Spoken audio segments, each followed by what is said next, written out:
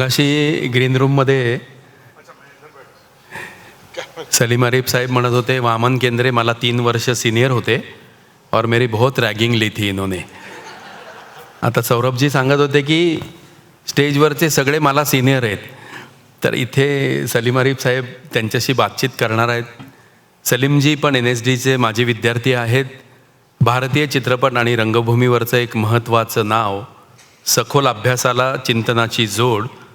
NSDनी त्यांना फेलोशिप दिली होती to work on subject of interaction between traditional and contemporary Indian theatre with reference to the works of Habib Tanvir, BV Karanth, Ratan Thiyam आणि KN Panicker. त्यांनी वेगवेगळी नाटकं दिग्दर्शित केली आहेत. आपकी सोनिया, गालिबनामा, खराशे, ताजमहल का टेंडर, कैफी साहब, पीले पत्तों का रंग, भारत एक खोज, मिर्झा गालिब, चाणक्य अशा सगळ्या सिरियलसाठी period film designer of substance म्हणून कार्यरत असणारे, भारतातल्या NSDपासून FTII असेल, BNA Lucknow, National Institute of Fashion Technology, Academy of Dramatic Arts, Mumbai विद्यापीठ अशा वेगवेगळ्या संस्थांसाठी व्हिजिटिंग फॅकल्टी म्हणून ज्यांना आवर्जून आमंत्रित केलं जातं. आणि भाषेमध्ये इतकी सहजता आहे की त्यांच्या या सगळ्या कामाबद्दल विश्व हिंदी अकादमीचा हिंदी सेवा सन्मान, हिंदी उर्दू अवॉर्ड कमिटी उत्तर प्रदेशचा उर्दू अदब पुरस्कार अशा विविध पुरस्कारांनी सन्मानित झालेले आहेत सलीम आरिफ साहेब.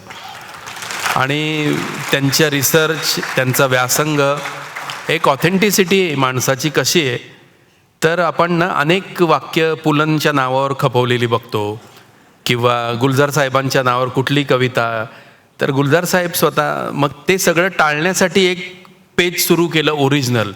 आणि ते गुलजार साहेबांनी त्याचं काय म्हणतात त्याला सांगितलं की सलीम आरिफ ने अब मेरी कविता वो पेज पे शेअर करना शुरू की आहे. गुलजार साहेबांचा पण स्वतःच्या एक कविता स्वतःपेक्षा जास्त ज्या माणसाला माहिती आहे त्याचं नाव आहे सलीम आरिफ साहेब. आपलं मनपूर्वक स्वागत आहे. यानंतरची सगळी सूत्र सलीम आरिफ साहब. थँक्यू. बहुत बहुत शुक्रिया आप सभी का. और यहाँ आकर हमेशा इसलिए अच्छा लगता है कि ये एक ऐसा मंच है जिस पर हम सबसे कहीं बहुत बड़े फनकारों ने, कलाकारों ने काम आपके सामने पेश किया लगातार. ये एक तरह से हेरिटेज साइट है पुणे और पूरे वेस्टर्न इंडिया की, बाल गंधर्व रंगमंच. और यहाँ पर आना वाकई हमें अच्छा लगता है. बहुत बहुत शुक्रिया. और सौरभ से आप जाहिर है इंतज़ार कर रहे हैं बात करने का, तो कुछ सवाल आखिर में आप लोगों के लिए भी हैं जो आप सौरभ से कर सकते हैं. 3-4 सवाल का ही वक्त होगा क्योंकि इन्हें वापस भी जाना है. मगर पहले तो सौरभ आपका बहुत शुक्रिया कि आपने धन्यवाद ये दावत कबूल की और यहाँ आए. दूसरा ये कि हम लोग, जैसा अभी आपने कहा, सपनों की बात कर रहे थे हम लोग. आपने जब सपने की बात की कि सपने सच होते हैं, तो जब आप दिल्ली में, मुझे याद है कि मैंने पहली बार National School of Drama repertory के नाटक में आपको परफॉर्म करते देखा था. वो आई थिंक शाह साहब का वो प्ले था, मित्रों मरजानी में थे आप. हाँ जी. हिमानी और आप. जी जी जी, दैट आई रिमेंबर. और उसके बाद भी बंसी भाई का प्ले था, और जो भी एक फेस्टिवल बम्बई आया था उसमें भी कुछ शोज थे, और फिर दिल्ली में. तो उस वक्त ये कभी ख्याल में था कि बम्बई आपकी जगह बनने वाली है? ठीक है, मैं थोड़ा पीछे से शुरू करता हूँ. जैसा एक प्रीफेस होता है तो मैं प्रीफेस अपनी ज़िंदगी का बता देता हूँ. ज़्यादातर मेरे इंटरव्यूज़ में मैंने बहुत जगह इस बारे में बात भी की है. मैं अपने बारे में बता देता हूँ, मैं कहाँ से आता हूँ, किस परिवार से आता हूँ.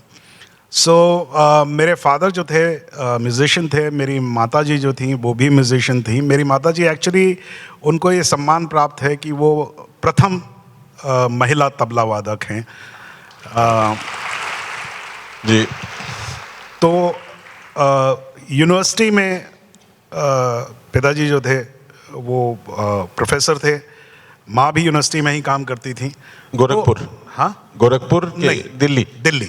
अच्छा. हाँ. गोरखपुर में मैं पैदा हुआ हूँ, लेकिन मैंने गोरखपुर आज तक देखा नहीं है. मतलब मैं 2 साल का था तब दिल्ली आ गया था, तो 2 साल तक हाँ। क्या देखा याद नहीं है। मेरी पत्नी ने देखा है, वो गई थी। मुझे आज तक नहीं मालूम कि गोरखपुर कैसा दिखता है। मुझे दिल्ली मालूम है, मैं दिल्ली में ही पला बड़ा, वहीं पे मेरी स्कूलिंग हुई, वहीं पे सब कुछ हुआ। तो एजुकेशनल फैमिली, पढ़ाई लिखाई का बहुत महत्व था। और क्योंकि कलाकार थे माता पिता, तो कला पे कोई रोक टोक नहीं थी। हाँ, तो ऐसा नहीं था कि ये क्या फालतू का काम कर रहे हो, ये सुनने को नहीं मिला मुझे बचपन से। जो करना चाहते हो करो। तो पहले पेंटिंग में अपना हाथ, पहले मैं कहते थे कि मुझे, मेरे जो आर्ट टीचर थे वो कहते थे ये बहुत बड़ा पेंटर बनेगा, तो वो तो कुछ बना नहीं मैं। लेकिन फिर उसके बाद बाकी जो चीज़ें जो एक हिंदुस्तानी बच्चा करता है कि उसके दो सपने होते हैं हिंदुस्तानी बच्चे के, कि या तो वो फिल्म में एक्टर बनना चाहता है या फिर क्रिकेटर बनना चाहता है। क्रिकेटर बनना, जी। तो मैं क्रिकेटर बनना चाहता था, लेकिन जैसे ही, और मैं ऐसे ही था बचपन से, मुझ में ज़्यादा फर्क आया नहीं है। तो बहुत जल्दी मेरी समझ में आ गया कि क्रिकेट तो मेरे बस का है नहीं, क्योंकि स्पोर्ट्स में इतना भगाते हैं, खिलाते हैं नहीं, वो भगाते ही रहते हैं स्टेडियम में। तो बहुत जल्दी समझ में आ गया था कि ये तो होने वाला नहीं है। फिल्मों का बहुत शौक था। मेरे पेरेंट्स को फिल्मों का बहुत शौक था। अच्छा। तो मेरे दोस्त जो थे वो बेचारे 6-6 महीने में भी एक फिल्म नहीं देख पाते थे, और स्कूल से भाग भाग के अगर फिल्म देख लेते थे तो उनकी पिटाई होती थी। लेकिन मेरा घर एक ऐसा घर था जिसमें हर हफ्ते माँ और बाबा और मेरा बड़ा भाई, हम लोग मॉर्निंग शो में एक अंग्रेजी पिक्चर देखते थे और शाम को एक हिंदी फिल्म देखते थे। तो बाय डिफॉल्ट हम लोगों के यहाँ महीने की 8 फिल्में तो थी। और मेरा भाई मुझसे 10 साल बड़ा है। तो वो तब तक, बाद में जब कॉलेज वॉलेज आ गया था वो, तो उसको छूट थी कि वो और फिल्में देखना चाहे तो वो भी देख सकता था। तो वो 4-5 फिल्में और देखता था, उसमें 2-3 में मैं लटक के साथ में चला जाता था। तो महीने की 10 फिल्में देखता था मैं। और फिल्में देखना मुझे बहुत पसंद था, क्योंकि मैं जब फिल्म पे, पर्दे पे फिल्म चालू होती थी तो मुझे ऐसा लगता था कि जैसे मैं किसी एक दूसरी दुनिया में चला गया हूँ। वो फिल्म में जो भी होता था, प्यार होता था, डर होता था, एडवेंचर होता था, जो भी होता था, that used to become mine. और तो फिल्मों का बहुत शौक था। चूंकि ऐसा ही था, थोड़ा गोल मटोल था, तो जब उम्र थोड़ी बढ़ने लगी तो एक गर्लफ्रेंड की ज़रूरत होती है, वो उसमें थोड़ा कच्चा था मैं। तो कहते हैं कि जब आप किसी चीज़ में, कोई चीज़ नेचर आपके अंदर कम कर देती है तो किसी और चीज़ को बढ़ा देती है, आप उसको अपने पूरे व्यक्तित्व को कॉम्पनसेट करते हैं। सो मेरे जैसे लोग जो हैं वो जल्दी से आर्टिस्ट बन जाते हैं, क्योंकि उन्हें कॉम्पनसेट करना होता है। तो मेरा थोड़ा, मैं गा लेता था थोड़ा सा, तो जल्दी से मैं थोड़ा सा पॉपुलर था मैं स्कूल में।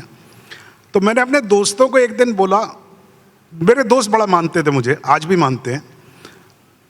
मैंने कहा सुनो, हम वो कर सकते हैं जो किसी ने नहीं किया, ये 6th स्टैंडर्ड की बात है जी। और मैंने उनको कहा कि भाई देखो ऐसा है, हम पिक्चर बना सकते हैं। और दिल्ली में था मैं, कोई लेना देना नहीं था तब, तो मतलब ये डिजिटल मीडियम्स भी नहीं थे, हम लोग जानते नहीं थे, फिल्में बम्बई में ही बनती थी। तो मेरे दोस्तों ने पूछा कैसे, तो मैंने कहा मेरे भाई के पास एक कैमरा है, क्लिक 3 अक्फा का कैमरा आता था, it was a still camera. तो मैंने कहा देखो ऐसा, मेरे भाई के पास कैमरा है, हमें 20 रुपए जेब खर्ची मिलती है, अगर हम थोड़े पैसे बचा लें और साल भर अगर हम रोल्स खरीदते रहें और हम पिक्चर क्लिक करते रहें, तो at the end of it will have a long negative, सारे नेगेटिव्स को जोड़ के हम एक प्रोजेक्टर के थ्रू चलाएंगे और पिक्चर बन जाएगी। क्या बात है। It was a very stupid idea. लेकिन चक्कर क्या था कि मेरे दोस्त मुझसे भी ज्यादा स्टूपिड थे, तो वो एकदम से मान गए। And we all, it became like a secret society, we got a motive कि हम किसी को नहीं बताएंगे और चुपचाप एक दिन हम पिक्चर बनाकर दिखा देंगे जी। तब मालूम नहीं था कि पिक्चर ऐसे नहीं बनती है, it clicks frames but 24 frames a second so तब आपको वो मूवमेंट दिखता, तब नहीं मालूम था ये सब कुछ। सपने पे भी आता हूं मैं इस पे। हाँ? नहीं ठीक है, तो इंटरेस्टिंग है जी। हम लोग बड़ी कोशिश करते थे कि वो पैसे वैसे बच जाएं, पर जैसे ही रिसेस होती थी तो वो ब्रेड पकोड़े खाने में वो सारे जो रोल्स के पैसे थे वो घुल जाते थे, और वो फिल्म कभी बनी नहीं। But we lived that dream for a very long time, so much so कि जब तक हम लोग फर्स्ट ईयर में नहीं आ गए तब तक हम लोग वही सपना जीते रहे। उसका रूप बदलता रहा, फिर समझ में आया कि भाई फिल्म ऐसे नहीं बनती है, फिल्म किसी और तरीके से बनती है। लेकिन तब तक वीडियो कैमरा आ गया था, लेकिन वीडियो कैमरा बहुत महंगा था, हम लोग ले नहीं सकते थे। लेकिन ये था कि किसी दिन बनाएंगे यार, पिक्चर बनाएंगे, पिक्चर बनाएंगे। That was the beginning of my journey. And then when I was in first year, मेरे एक दोस्त ने मुझसे कहा कि यार सौरभ देख, पिक्चर तो हम बना नहीं पा रहे हैं, लेकिन एक चीज है, अगर हम नाटक कर लें तो नाटक में सब कुछ होता है। कहानी होती है, डायलॉग होता है, एक्टिंग होती है, म्यूजिक होता है, सब कुछ होता है। तो एज अ प्रैक्टिस हम उसे कर लेते हैं। अगर वो आ गया हमें, तो जिस दिन हमारे पास पैसे होंगे हम कैमरा लेंगे और पिक्चर बना लेंगे। लॉजिक करेक्ट था। मैंने कहा चलो करते हैं। And that's how for the very first time, and the very first play I saw was in Shriram Center in 1982, 1982 I guess, 82 और beginning of 83 में मैंने पहला नाटक देखा था। अच्छा। वो नाटक था द ग्लास मेनाजरी। टेनेसी विलियम्स का नाटक था जी। और ड्रामा टेक करके एक ग्रुप है दिल्ली में, आज भी है, दिल्ली का होता था। हाँ, तो बहुत अच्छा वो नाटक हुआ। And that's how I got introduced, और वो मुझे बहुत पसंद आया। वो जगह मुझे बहुत पसंद आई। Basement, Shriram basement, Shriram basement. आप सोच सकते हैं मुझे वहां क्या पसंद आया। क्या? नाटक पसंद आया, एक्ट्रेस। लेकिन मुझे उसका फॉयर बहुत अच्छा लगा, श्रीराम सेंटर का, क्योंकि उस फॉयर में मैंने अपने जैसे कुछ लोग देखे। मेरे बाल उड़ गए थे हाँ तब तक, तो मैंने अपने जैसे कुछ लोग देखे जिनकी दाढ़ी वाड़ी थी, नाटे थे, लंबे थे, पतले थे, मोटे थे, और उनसे बहुत सारी बहुत खूबसूरत लड़कियां, जो कि आज अगर कहेंगे तो फैब इंडिया जैसे कपड़ों में, उस टाइम कॉटन साड़ी में, वो बहुत अच्छी अंग्रेजी बोलने वाली, बिल्कुल, वो उनसे बड़े आराम से बात कर रही थी। तो मुझे लगा यार ये जगह तो ठीक है, यहां पर तो मतलब अपना भी कल को चांस हो ही सकता है, क्योंकि यहां एक्सेप्टेंस है। तो ये दो चीजें थी जिनसे शुरुआत हुई। और फिर नाटक जब मैं करने लगा तो धीरे धीरे फिर उस विधा ने, उस नाटक की दुनिया ने मुझे पकड़ लिया, और फिर मैं कहीं नहीं जाना चाहता था, मैं बस उसी में रहना चाहता। फिर जब एनएसडी रेपर्टरी में आप कैसे गए? ओके, एनएसडी रेपर्टरी का भी मैं एनएसडी रेपर्टरी गया। कैसे गया ये ज्यादा इंपॉर्टेंट है। गया तो गया। वो साल था जब अलकाजी साहब कुछ 14 बरस के बाद वापस लौट रहे थे।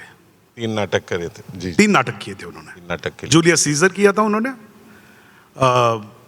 हाउस ऑफ बर्नार्ड अल्बा किया था, और तलेदंड किया था। तलेदंडा। 3 नाटक किए थे उन्होंने।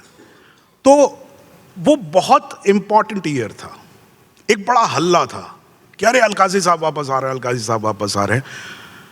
और मेरा ये था तब तक, ये बात है 92 की, मैं 63 बॉर्न हूं, तो समझ लीजिए मेरी उम्र क्या होगी उस वक्त।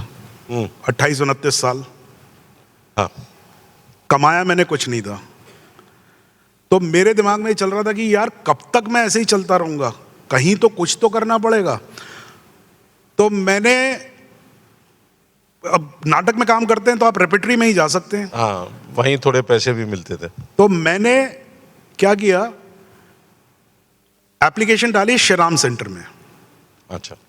जहाँ के डायरेक्टर थे राजेंद्र नाथ। सो नाथ जी वहाँ डायरेक्टर थे। मैंने उसमें एप्लीकेशन डाली। एक एप्लीकेशन मैंने एनएसडी पे डाल दी और मुझे पक्का था एनएसडी से मुझे बुलावा भी नहीं आएगा, क्योंकि ना मेरा बैकग्राउंड एनएसडी का। हाँ, वो एक लोगों में ख्याल उस वक्त होता था।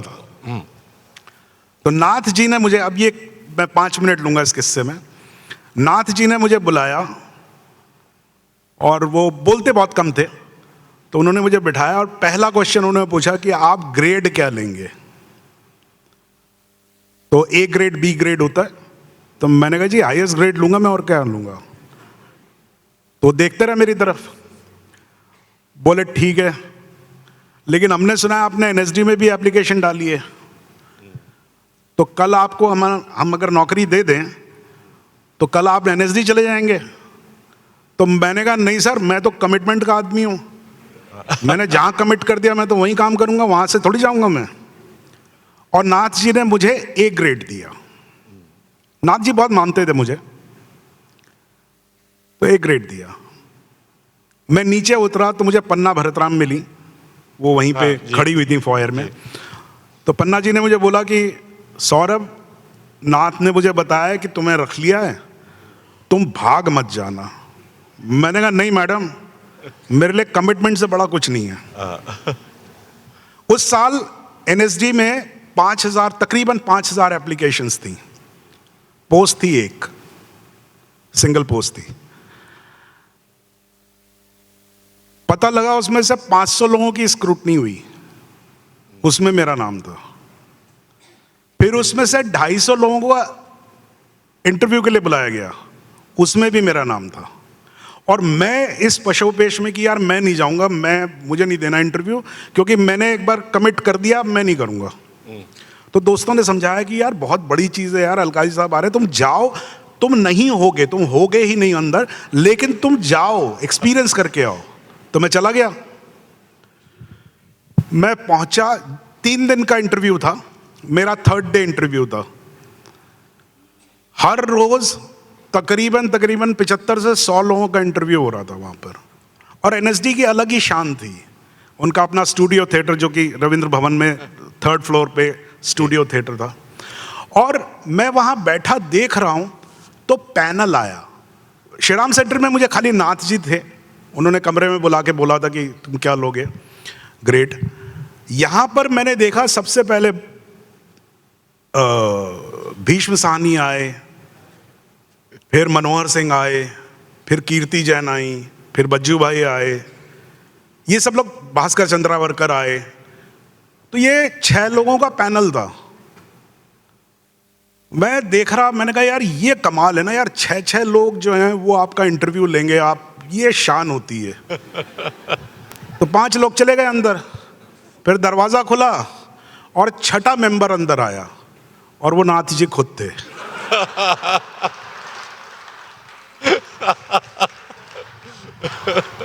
और मेरे तो काटो तो खून नहीं, सामने से ये सामने खुला, मैं सामने बैठा हूं, उन्होंने खाली ऐसे देखा, कुछ नहीं बोले, अंदर चले गए। और इत्तेफाक से मेरा दिन भी ऐसा था कि मेरे बगल में एक कोई बैठा हुआ था जो बार बार, वो कहते हैं ना एक मनहूसियत फैलाने वाला एक इंसान होता है, वो बार बार मेरे बगल में, अरे सब तय है, यहाँ क्यों आए हैं लोग, यहाँ तो पहले से डिसाइड होता है सब, ये सब बोले जा रहा है। और मैं ये सोच रहा हूँ कि यार सौरभ, तुम तो मतलब ब्लैक लिस्टेड हो गए हो गुरु। 2 ही रिपेटरी हैं, एक जगह इज्जत से काम मिला था, उसकी भी ऐसी तैसी हो गई, अब तो मतलब जिंदगी में काम नहीं मिलेगा तुम्हें। खैर, मेरा इंटरव्यू आया।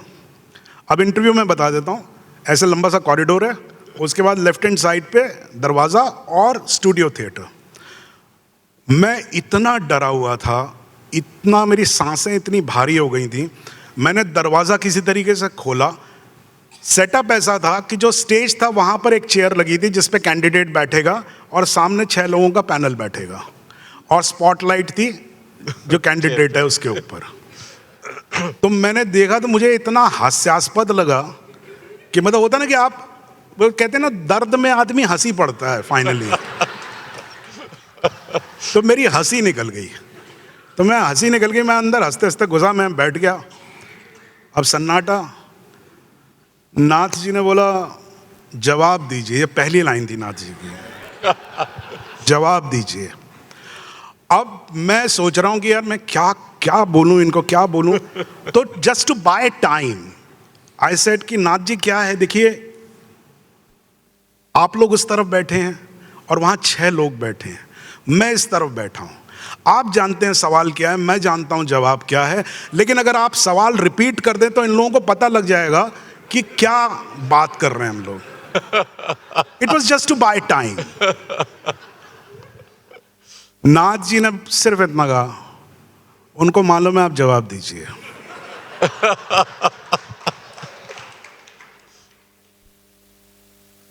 मैंने कहा देखिए इसके 3 रीजन है, मेरे पास कोई रीजन नहीं था। मैंने कहा इसके 3 रीजन है। बोले बोलिए। मैंने कहा देखिए मुझे जो नौकरी मिली थी श्रीराम सेंटर में, वो आज से 20 दिन पहले मिली थी, और 20 दिन बहुत होते हैं एक इंसान की ज़िंदगी में एक डिसीजन को चेंज करने के लिए। बोले ये कोई जवाब नहीं है, दूसरा जवाब बताइए। तब तक मेरे दिमाग में थोड़ा बेटर हो गया था आइडिया। तो मैंने कहा देखिए ऐसा है कि श्रीराम सेंटर सिर्फ और सिर्फ हिंदुस्तान के लेखकों को करता है, जबकि एनएसडी जो है वो वर्ल्ड थिएटर को करता है। वहाँ मॉलियर भी होता है, शेक्सपियर भी होता है, वहाँ सब होता है। बोले ये कोई जवाब नहीं है, तीसरा बताइए। मैंने कहा सर आपके यहाँ 2500 रुपये मिल रहे थे, यहाँ 4 मिल रहे हैं। सही।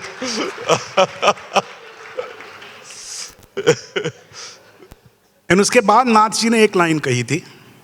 नाथ जी ने कहा मुझे इस आदमी का इंटरव्यू लेने की जरूरत नहीं है, मुझे लगता है अगर कोई आदमी डिजर्व करता है तो वो ये आदमी है। क्या बात। एंड उसके बाद 40 मिनट चला था मेरा इंटरव्यू। उस 40 मिनट में नाटकों की बात नहीं हुई, कुछ नहीं हुआ, ऐसे ही हंसी मजाक ठट्टा। जैसे कि मुझसे बज्जू भाई ने पूछा शादी हो गई आपकी, मैंने कहा आप नौकरी देंगे तो वो भी हो जाएगी। इस तरह की बातें 40 मिनट तक हम लोग करते रहे। मुझसे ना कुछ पूछा गया ना कुछ हुआ, and I was the one who got that 1 seat. क्या बात। That year. नहीं, मैं ज़रूर इस किस्से को इसलिए भी सबके साथ शेयर कराना चाह रहा था, क्योंकि ये वाकई बहुत बड़ा मिसकॉन्सेप्शन है कि एनएसडी वाले सिर्फ एनएसडी वालों को पूछते हैं। और मुझे ये लांछन, और वामन भाई भी हैं, हम दोनों को ये लांछन हर जगह सुनना पड़ता है, जबकि ऐसा है नहीं। मैं भी उस वक्त स्कूल में ही था, मैं जब आपने वो ग्लास मेनेजरी का जिक्र किया जी, वो सारा माहौल मुझे भी देखा। वो त्रिवेणी कला सिंगम वाले कॉटेज इंडस्ट्री के कपड़े पहने हुई लड़कियां और दाढ़ी बढ़ाए, झोला लिए हुए, जीन्स के ऊपर कुर्ता और कोल्हापुरी चप्पल पहने हुए, बुद्धिजीवी से दिखने वाले कुछ रंगकर्मी, और वो जीवन जहाँ पे हाँ मतलब उन दिनों गरीबी भी अच्छी रोमांटिक नहीं थी। और वो हम लोग मजाक में यही कहते थे कि 5 स्टार कॉफी शॉप में बैठ के गरीबी के बारे में बात करेंगे और उसको कैसे बदला जाए उसके बारे में बात करेंगे। और पानी वहाँ का नहीं पियेंगे, पानी बिस्लेरी पियेंगे, जाएंगे गरीब की बस्ती में काम करने। तो उस तरह की एक कॉन्ट्रडिक्शन था। पर sir cutting it short now, जब मुंबई का रुख हुआ, जाहिर उसमें सुधीर मिश्रा साहब, बहुत से लोगों का, और ये एक अजीब इत्तेफाक है कहना चाहिए कि बहुत सारा टैलेंट अर्ली 90s में जो दिल्ली से मुंबई आया, और मैं उसका गवाह इसलिए हूँ कि मैं उससे थोड़ा पहले आ गया था। तो बैंडिट क्वीन नाम की एक फिल्म बनी थी जिसमें शेखर कपूर साहब ने बहुत सारे लोगों को मौका दिया था, क्योंकि उसमें बहुत सारे लोगों की ज़रूरत भी थी, और शायद इसलिए भी कि बहुत ज़्यादा पैसे नहीं थे, तो वो बहुत सारे लोग उसमें शामिल भी हुए थे। और दिल्ली में उस वक्त फिल्में बनती नहीं थी, काम भी बहुत कम होता था, टेलीविज़न का काम हो रहा था। मैं यहाँ मुंबई में था, लेकिन सौरभ के बारे में मुझे अवेयरनेस थी कि ये, क्योंकि मैं इनका काम रिपर्टरी के नाटकों में, उससे पहले ये मुंबई में एक टूर हुआ था, बज्जू भाई लेकर आए थे प्ले, तो सब मैंने देखे थे नाटक। लेकिन उस वक्त मुझे ये एहसास नहीं था कि इनके अंदर एक बहुत खूबसूरत, बहुत ही सेंसिटिव राइटर है, क्योंकि इनको हम बतौर अभिनेता ही जानते थे। और बैंडिट क्वीन में भी जाहिर है कि इनका अभिनेता वाला पक्ष ज़्यादा नज़र आया। राइटिंग में ज़रूर मुझे उड़ती उड़ती सी थी कि जो सीन्स ठीक होते थे लोकेशन पर, उसमें आप और तिशु तिग्मांशु धूलिया ये दोनों शामिल होते थे। मगर ये कि और मेरी बैचमेट सीमा विश्वास जी, मेरे बैच जी। के, तो सीमा से भी मुझे पता चलता है, जितेंद्र शास्त्री मेरा बैच का उसमें शामिल था। तो बैंडिट क्वीन के बारे में थोड़ा सा बात करते हुए मैं ये जानना चाहता हूँ कि मुंबई का ट्रांजिशन लेने का जो फैसला है वो कहाँ से निकला? क्योंकि उस वक्त I think we are talking of 93 94। हाँ, सो दो बातें हैं। मैं क्योंकि वो बात बाद में भी आएगी, अगर राइटिंग के बारे में बात होगी तो लिखना मैंने कैसे शुरू किया मैं पहले इस बारे में बता देता हूँ आपको। लिखना मैंने ऐसे शुरू किया, लिखना एक ज़रूरत थी मेरी, मुझे लिखने में कभी इंटरेस्ट नहीं रहा, बट पिछले 30 सालों में मैं कह सकता हूँ कि ये मेरी रोज़मर्रा की आदत है। मुझे लिखना पड़ता है, मैं लिखता हूँ। मैं अगर लिखता नहीं हूँ तो मुझे ऐसा लगता है जैसे मैंने उस दिन कुछ किया नहीं है। लेकिन लिखना, लेखन में वो एक ना एस्पिरेशन होता है आपका कि आप एक्टर बनना चाहते हैं, डायरेक्टर बनना चाहते हैं। मेरा लेखक बनने का कोई एस्पिरेशन नहीं था, बल्कि वो एक ज़रूरत थी। और वो ज़रूरत ऐसे समझ में आई मुझे कि जब मैंने अपना पहला नाटक किया और जब मैंने नाटक पढ़ना शुरू किया तो नाटक मुझे समझ में ही नहीं आता था, क्योंकि नाटक is not a normal reading, it is not descriptive in a very enjoyable way, if I say it, because it's not like a novel that I entered and the air was as thin as it was on Mount Everest. It is not, it does not give you those juices. It is like down left, the light is coming and there is a chair. उसमें वो details नहीं होती हैं जो atmosphere create करने में, मतलब वो फंक्शनल होता है। हाँ, उसमें आपको डायलॉग से ही सारे इंफॉर्मेशन क्लू की तरह निकालनी पड़ती है। करेक्ट जी, करेक्ट। सो बड़ा मुश्किल था पढ़ना, नाटक समझ में ही नहीं आता था कि क्या करूं यार, क्या कैसे समझूं नाटक को। तो क्या होता है कि, sorry to give this simply, but you don't like others' sweat, but you don't mind your own sweat. So मुझे ये लगा कि अगर यार खुद ही लिख लो तो समझ में आ जाएगा कि करना क्या है। So then I wrote myself, and because I wrote it, I understood what to do. That's how writing started. And मैं थिएटर में मैं प्ले राइट के तौर पे मैंने लिखा, लेकिन सिर्फ वही लिखा जो मैंने खुद डायरेक्ट किया। ये इसलिए नहीं था कि मैं लेखक बनना चाहता था। That is one. Bandit queen की कहानी सिर्फ इतनी है कि बैंडिट क्वीन के दौरान मेरे पास 3 ऑफर्स थे, इत्तेफाक से 3 ऑफर्स थे मेरे पास। उस वक्त बर्टोलुची की फिल्म बन रही थी, Buddha of suburbia. Yes, sorry, Buddha of suburbia नहीं, the little Buddha. Little Buddha Nepal में, यस, लिटिल बुद्धा। तो उसमें मेरा स्क्रीन टेस्ट हुआ था और मैं काफ़ी आगे तक पहुंच गया था, ऑलमोस्ट हो गया था मेरा फिल्म में, कोई एक कैरेक्टर था। उसी वक्त मुझे मुंबई बुलाया गया, जिसमें पहली बार मैं मुंबई आया था, फ्लाइट पकड़ के लीला में रुका था, and there was a screen test. तो मुझे लगा कि ये लिटिल बुद्धा का फाइनल स्क्रीन टेस्ट है। अच्छा। तो जब मैं कमरे में घुसा तो वहाँ 4-5 अंग्रेज बैठे हुए थे, तो मैं बड़ा एक्साइटेड सा था। I said, who is mister Bertolucci? And they started looking at each other and said, none of us is Bertolucci and we are not related to him at all in any way. So I said, I am sorry but this isn't this, and it was a project called Buddha of suburbia. अच्छा। So मुझे लगा little Buddha, Buddha सबर्बिया एक ही चीज है यार, बुद्धा तो है ना कॉमन इसमें। तो मैंने पूछा सॉरी, तो they said no, this is a BBC series. Yes. Which is, Pakistan के एक राइटर हैं हनीफ कुरैशी, उनके नॉवल बुद्धा ऑफ सबर्बिया पे सीरीज बन रही थी। So they were screen testing for that. Anyway, the screen test went off very well, and they asked me every detail and they said that you have to come to England and you have to stay for 1.5 years. मैं तो एकदम हवा में उड़ गया था कि अब तो इंग्लैंड जाके रहेंगे बॉस, अब तो क्या है। क्या बात है ना। और बुद्धा सबबिया भी हो रहा था। उसी दौरान दूरदर्शन बहुत बड़ी चीज होती थी उस समय में, ये सब नहीं था, जी टीवी वगैरह शुरू ही हुआ था, सबसे बड़ी चीज थी दूरदर्शन। और दूरदर्शन में मेरे 4 सीरियल पास हुए थे टॉप कैटेगरी में। So I was like flying in the air. उसी दौरान मेरी मुलाकात शेखर कपूर से हुई, क्योंकि वो रेपेटरी आए थे सीमा से मिलने। सीमा जी।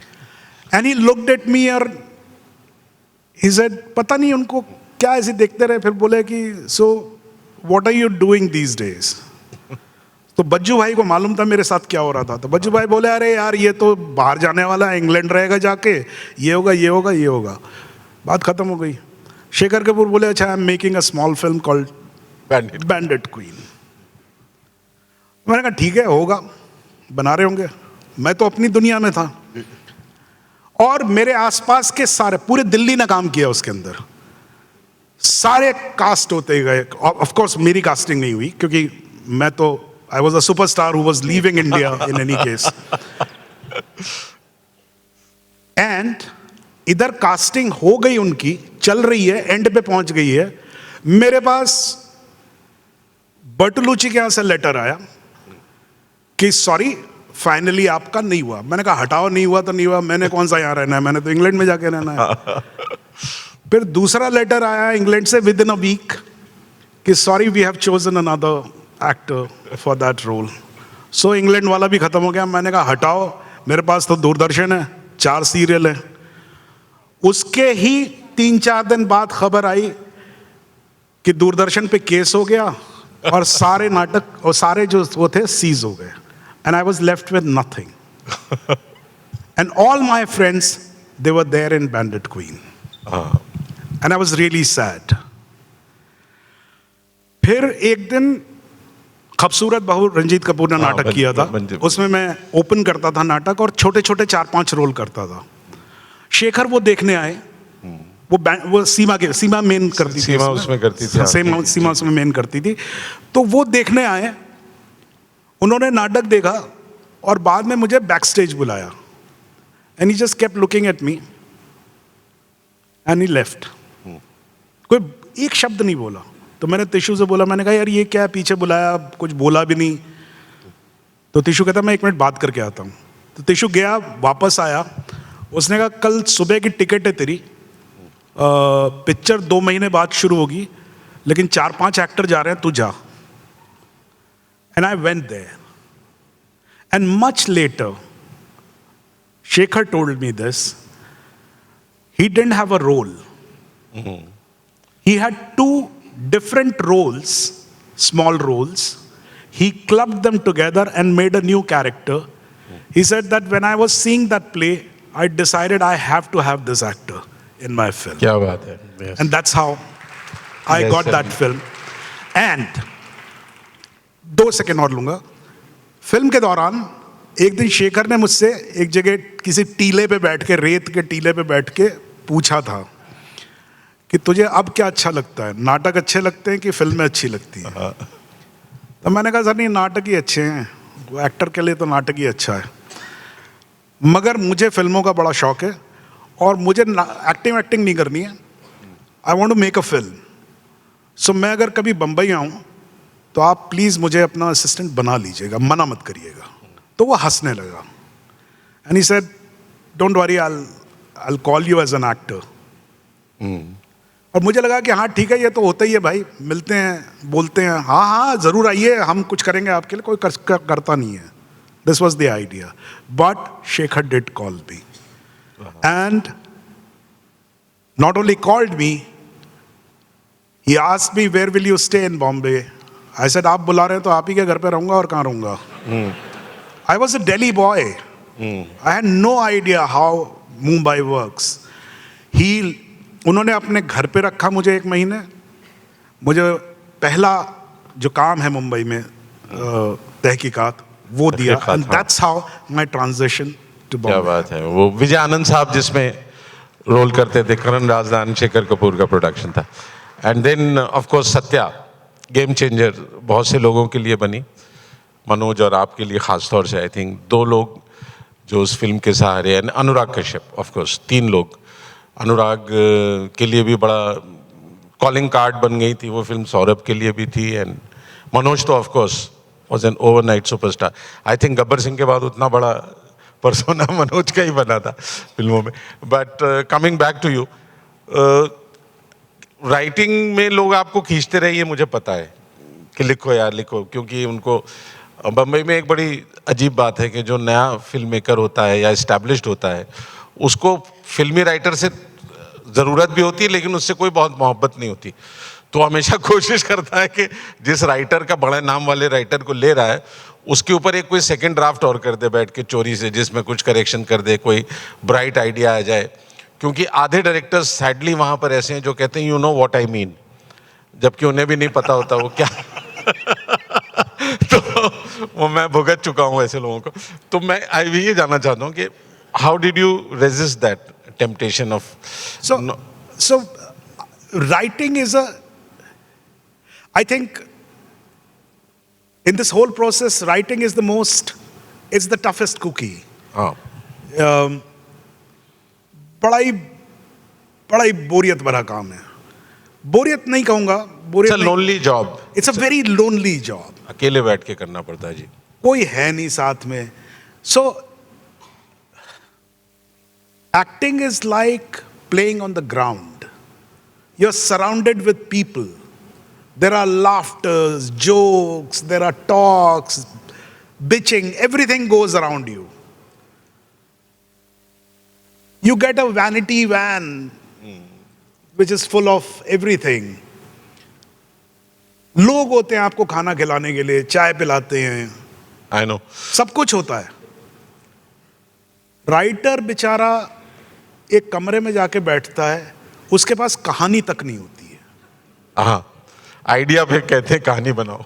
हाँ, वो बैठा बैठा जोड़ता है, वो करता है, किसी तरीके से वो एक शाम खुश होता है कि उसने कुछ किया, फिर वो 4 दोस्तों को बताता है और वो सब तहस नहस कर देते हैं। हाँ, And it's a very long process.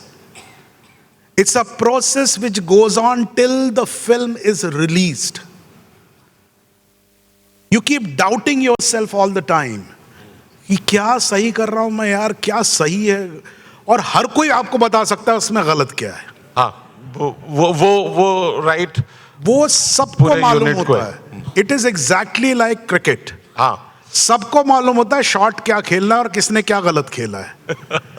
और बोलो कि भाई एक गेंद खेल के दिखा दो तो खेल नहीं सकता आदमी। This is what, so I never wanted to be a writer and I run away from it. But what do? I want to make films. And if I have to make films, I have to know what I'm saying. That's why I write. So लिखा इसलिए मैंने कभी नहीं, लेकिन मुझे सुधीर हमेशा खींचते रहे राइटिंग में, कमल हासन हमेशा खींचते रहे राइटिंग में, विनोद, रजत कपूर, हाँ, इन लोगों को मैं मना भी नहीं कर पाता। तो मैं इन लोगों के साथ इनके साथ थोड़ा लिखा, लेकिन I have not really written as a professional writer कि this job is done now the next film, that I have never done. फिर क्या लगता है जब दूसरे राइटर का लिखा हुआ सीन आता है, जैसे वो जिक्र हो रहा था जॉली LLB, अब उसमें जाहिर है वो खुद बहुत अच्छे राइटर हैं, उन्होंने बहुत पूरा सीन डिटेल में कंसीव किया होता है। उसमें how do you manoeuvre that, because उसमें कहीं ना कहीं इंस्टिंक्ट राइटर का तो आता होगा यार ये डायलॉग ऐसे कुछ कर लें या ऐसा कुछ कर लें। सो वो क्या प्रोसेस होता है, वो जरा सा अगर आप शेयर करें। So this is actually a very it's a very long topic, but I'll share some things which I really feel. नाटक या film, it's not a singular art. It is rather actually not an art form. It is a platform where many art forms, they come and sit. And it's like a harmony. कि एक drum वहां बज रहा है, एक टिम्फनी वहां बज रही है, एक वायलिन वहां बज रहा है, एक तबला कहीं बज रहा है, एक कुछ बज रहा है. They are all one platform. And they create a symphony. This is what if you want to compare films, ji. it's a collective art. Everyone, देखिए, लोगों की, राइटर्स की ये बड़ी शिकायत होती है, मेरी लाइन चेंज कर दी. हाँ. मुझे इससे कभी प्रॉब्लम नहीं होती. मैं उसका एक सिंपल लॉजिक आपको बताता हूं. मैं एक घर में पैदा हुआ, मेरे पिताजी जो थे एजुकेशनिस्ट थे, मैं एक परिवेश में पला बड़ा, मैंने एक तरह की दुनिया देखी, मैंने एक्सपीरियंसेस किए, फिर मैंने एक स्क्रिप्ट लिखी. उसको एक्ट करने के लिए जो लड़का आया वो पेडर रोड में रहता है, हाँ. वो वहां पैदा हुआ, वो उस समाज से आया है. कहानी बेसिक में हम दोनों की एक है, एक्सप्रेशन अलग अलग है. हाँ. So, if I force him to do what I have seen, he'll not be able to replicate it. हाँ.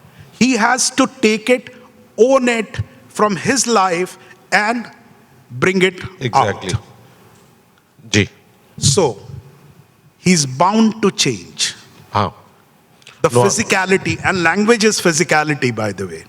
नुआंस भी बदलेगा, उसका कॉन्टेक्स्ट भी बदल सकता है. हाँ, तो जो लोग कहते हैं, एक छोटा सा किस्सा बता दूं इसमें. हाँ, बिल्कुल बिल्कुल. डॉक्टर चंद्रप्रकाश द्विवेदी बहुत अच्छे मित्र हैं मेरे. आप लोग जानते हैं उन्हें चाणक्य उन्होंने बनाया. मेरे भी बहुत विद्वान, बहुत अच्छे फिल्म मेकर हैं. मैं उनके साथ एक फिल्म कर रहा था, मोहल्ला 80. मेरी आदत है, मैं हर टेक में शॉट थोड़ा बदलता हूं, इवन एक्सप्रेशन वाइज, है ना. कभी लाइन बोलने का तरीका, पहले ऐसे बोला था, इस बार ऐसे बोला, मैं ट्राई करता रहता हूं. वो एक अलग जर्नी है, उसमें शब्द भी चेंज हो जाते हैं. तो उनके असिस्टेंट्स जो थे वो बहुत मेरे पीछे पड़े रहते थे कि सर आप बोल रहे हैं मैं जा रहा हूं, जबकि लिखा हुआ है जा रहा हूं मैं. तो मैं, जूनियर थे मेरे, तो मैं डांट देता था कि जा रहा हूं मैं और मैं जा रहा हूं में क्या फर्क है, पहले बताओ. तो बेचारे कुछ बोल नहीं पाते थे. तो एक दिन हम लोग नाव में जा रहे थे गंगा में, तो डॉक्टर साहब बगल में खड़े थे. डॉक्टर साहब ने धीरे से बोला, कल सौरभ भाई मैं शब्दों को बहुत महत्व देता हूं और मैं शब्द बहुत चुन के रखता हूं. तो मैं समझ गया बात कहां जा रही है. तो बोले शब्द जो हैं उनमें अर्थ छुपे होते हैं. तो मैं इससे आगे कहीं जाए उससे पहले ही मैंने उनको काटा. मैंने कहा डॉक्टर साहब माफ कीजिएगा, मगर एक बात मैं आपसे कहना चाहूंगा, मुझे नहीं लगता कि शब्दों में अर्थ छुपे होते हैं, क्योंकि अगर शब्दों में अर्थ छुपे होते तो आपको मेरी जरूरत नहीं थी, आप किसी से भी बुलवा लेते. एग्जैक्टली. वो शब्द तो वही रहते, मुझे क्यों बुलाया आपने. अभिनेता की फिर क्या जरूरत. हाँ, अभिनेता की जरूरत नहीं है, आप बुला लीजिए किसी से. अब जैसे कोई मुझसे पूछे कि चंद्रप्रकाश द्विवेदी कैसे डायरेक्टर हैं, तो मैं कहूँ बहुत अच्छे हैं. या मैं ऐसे भी कह सकता हूँ चंद्रप्रकाश द्विवेदी बहुत अच्छे डायरेक्टर हैं. जमीन आसमान का फर्क है दोनों में, लाइन वही है. तो मैंने कहा डॉक्टर साहब ऐसा है कि मुझे नहीं लगता कि शब्दों में अर्थ छुपे होते हैं, बल्कि अर्थ से शब्द निकलते हैं. तो बाउंडेशन शब्द की नहीं होनी चाहिए. It's just a physical part of it to express what you are actually saying. हम लोग देखेंगे कि मियाँ बीवी में जिस दिन झगड़ा हो जाता है ना, उस दिन मियाँ बीवी से कहता है आप चाय पिएंगी, मैं बना रहा हूं. और दोनों आप करके ही बात करते हैं. तो शब्दों में तो इससे ज्यादा इज्जत दे नहीं सकते.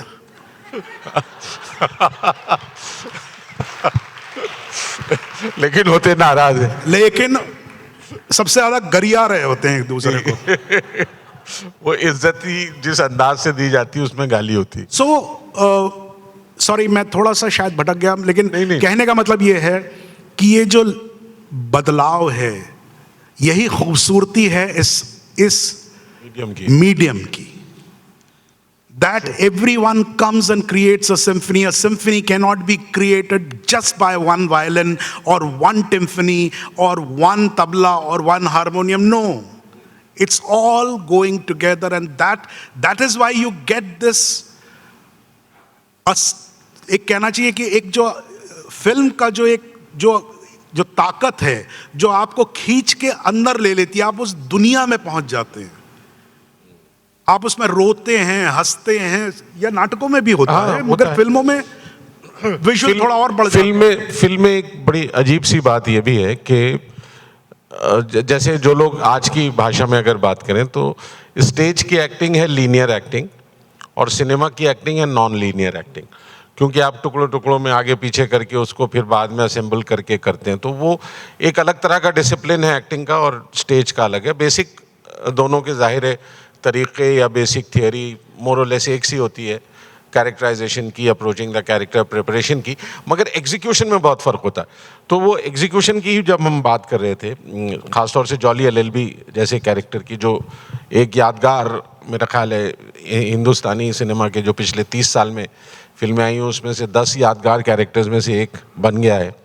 तो उसके पीछे वो उसका इंट्रोडक्शन में भी जिक्र हो रहा था, आपने कहा कि उसमें राइटर डायरेक्टर सबका शमूलियत तो है, मगर उसमें जो एक बड़ा इंटरेस्टिंग वो कैरिकेचर होते होते रह जाता है, यानी वो इट्स जस्ट उसकी खूबसूरती है कि उस एज पर चल रहा है कि जब वो कैरिकेचर ना होकर रियलिज्म के दायरे में भी एक उसमें एक ऐसे मोमेंट्स है जैसे जब एज पे चीज जाती है and it doesn't become a Govinda film end of the day.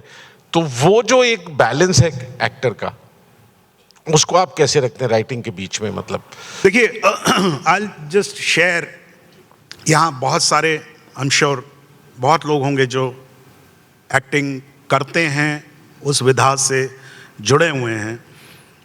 कुछ लोग जो मोस्टली जानते होंगे लोग, लेकिन फिर भी मैं थोड़ा शेयर करता हूं। जो एक्टिंग के प्रिपरेशन की बात होती है, किस तरह की प्रिपरेशन होती है, क्या किया जाता है, तो जैसे कि फॉर एग्जांपल जॉली 1 स्पेशली, जिसके लिए मुझे नेशनल अवार्ड मिला था, जॉली 1 जो है वो कैरेक्टर है क्या, जज का कैरेक्टर है क्या, वो आपको हमेशा कोर्ट में दिखता है, कोर्ट के बाहर कभी नहीं दिखता है, ना उसकी बीवी दिखती है, ना उसका बच्चा दिखता है, ना उसका घर दिखता है, कुछ नहीं दिखता है, but still you have a feeling that you know that person. वो कैसे होता है, वो कैसे हुआ?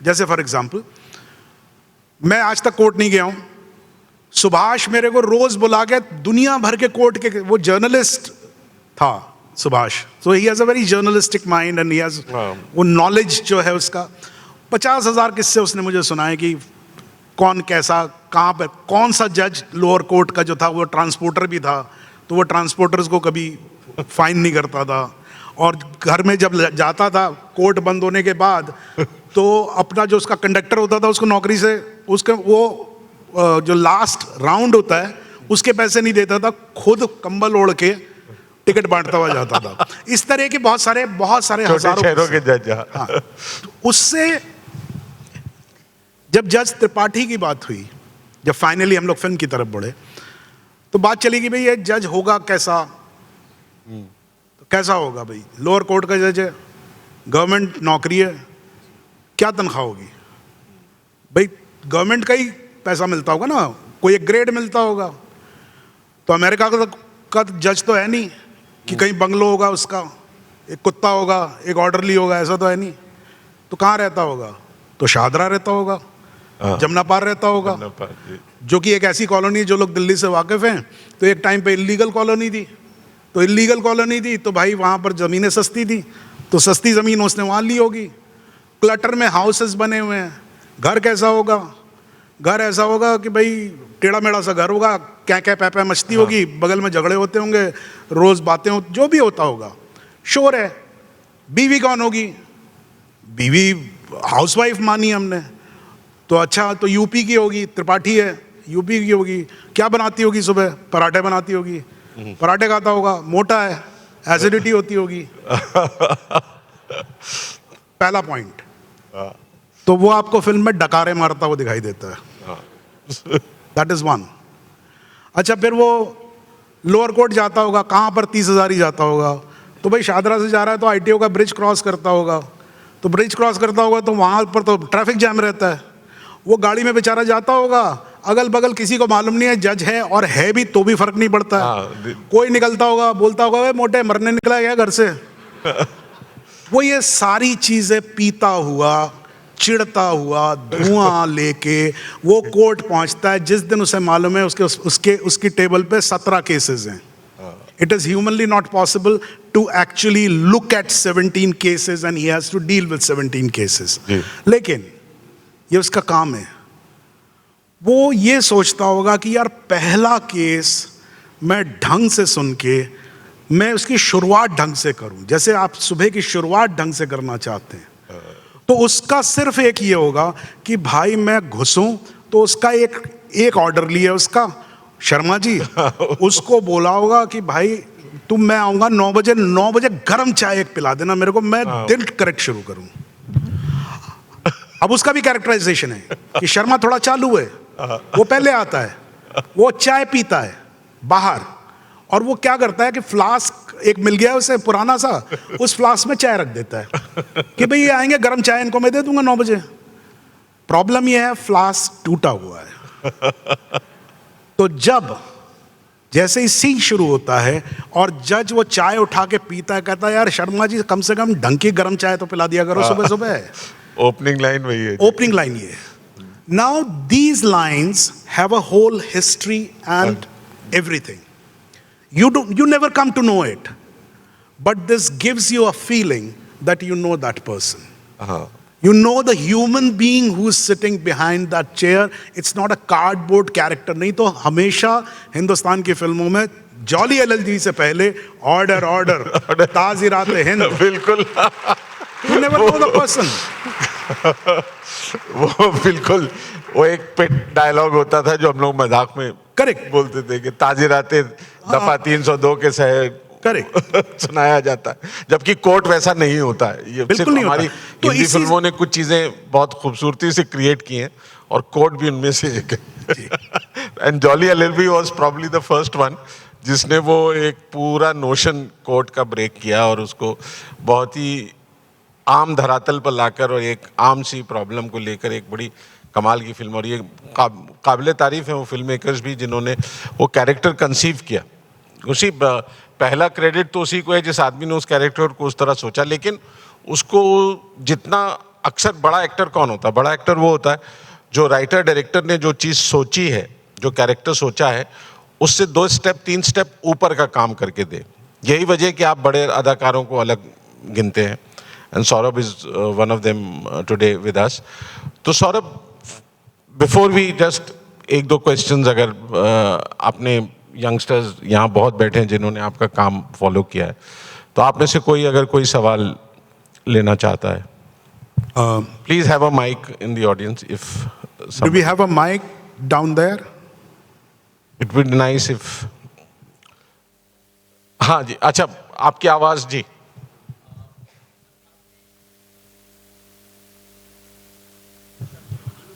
अनुकूल, हाँ। अच्छा, वो सत्यजीत रे की कहानी पे बनाया था, सुजय घोष ने, हाँ सुजय ने बनाया था। It's a short film which I did, wonderful experience. It's a, जिन लोगों ने अनुकूल देखी है या अगर आप लोग देखें तो बड़ी मज़ेदार सी कहानी है।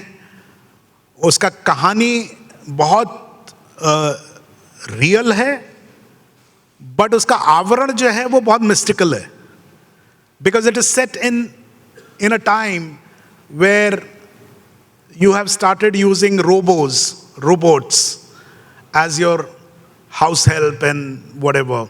उसमें जितनी भी चीज़ें हैं, जो एजिटेशंस हैं और चीज़ें हैं, वो मशीनीकरण को लेके हैं, चीज़ों को लेके, लेकिन उसमें साथ साथ ह्यूमन बहुत सारी चीज़ें हैं। So very interesting story to work with. Calcutta is a wonderful city. It is also wonderful because my in-laws live there. बहुत खातिर होती है। बहुत खातिर होती है। So it was shot in Calcutta. So wonderful, wonderful. Sujoy is a very good filmmaker who I think on screen Calcutta को सत्यजीत रे के बाद बहुत खूबसूरती से उन्होंने ही कैप्चर किया, कहानी में, अपनी दूसरी फिल्मों में भी. Any other question? जी पूछिए. कोई और सवाल? हाँ हाँ, माइक उनको जरूरत पड़ी. बोलिए बोलिए. आप एक्टर की तरह से बात करिए, आवाज लास्ट रो तक जानी चाहिए. चलिए, नमस्कार.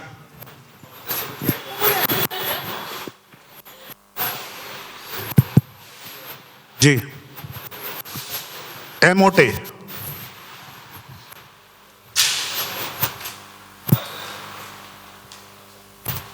रिश्ते था कि best seller, star best seller?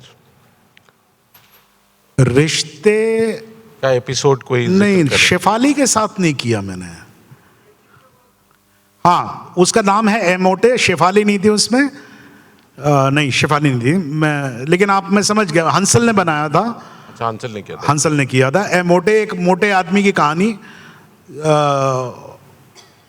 who has a friend and the friend is female friend.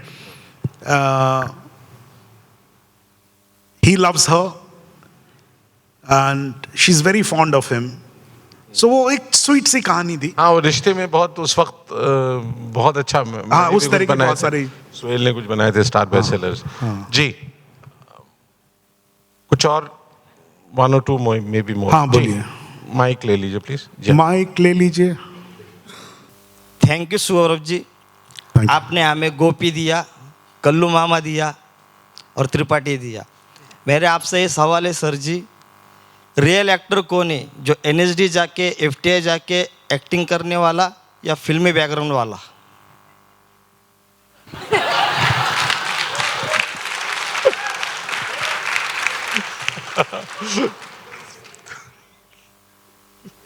फिर NSD. ये सवाल आपने एक्टिंग के गार्ब में आपने पूरे समाज का सवाल पूछ लिया. देखिए, कौन कहाँ जाता है उससे एक्टिंग का कोई मतलब नहीं है. आप कहीं भी जा सकते हैं, घर भी जा सकते हैं, तो भी आप एक्टर हो सकते हैं. ठीक है. ये जो लड़ाई लड़ते हैं लोग, या जो बात करते हैं कि भाई क्या NSD जाके ही एक्टर होता है, नहीं भाई. NSD जाके या FTI जाके या फिल्मों में फिल्मी बैकग्राउंड से कहीं से भी एक्टर नहीं होता है. एक्टिंग के बारे में सोचने से होता है. वो आप कैसे भी कर सकते हैं. मगर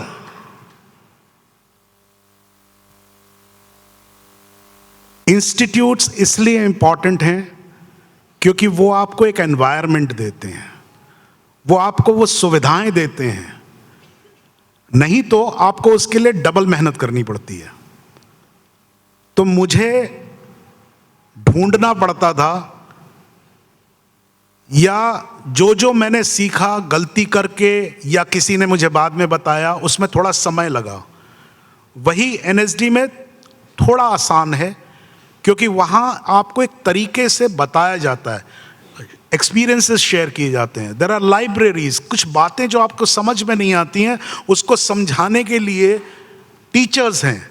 आप उनसे अग्री और डिसअग्री कर सकते हैं, लेकिन हैं. तो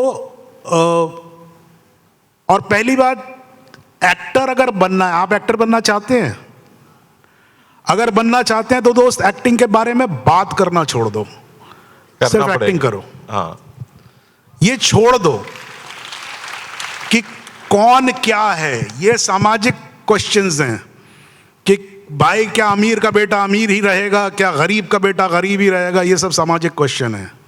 एक्टिंग से इसका कोई लेना देना नहीं है.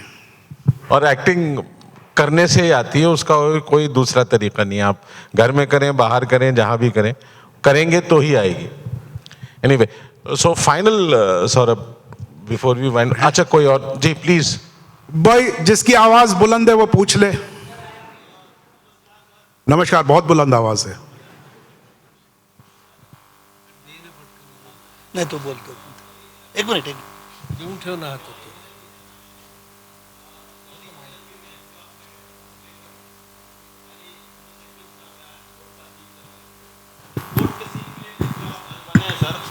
तो जज का जो रोल है यानी तो सर जज का आपने जो रोल कैरेक्टर प्ले कर रहे हैं तो उस रोल को पकड़ के रखना यानी टिल द जो भी सूट्स है वो सर कैसे पॉसिबल हो पाता है? अरे भाई, कोई किसी को नहीं पकड़ता है यार।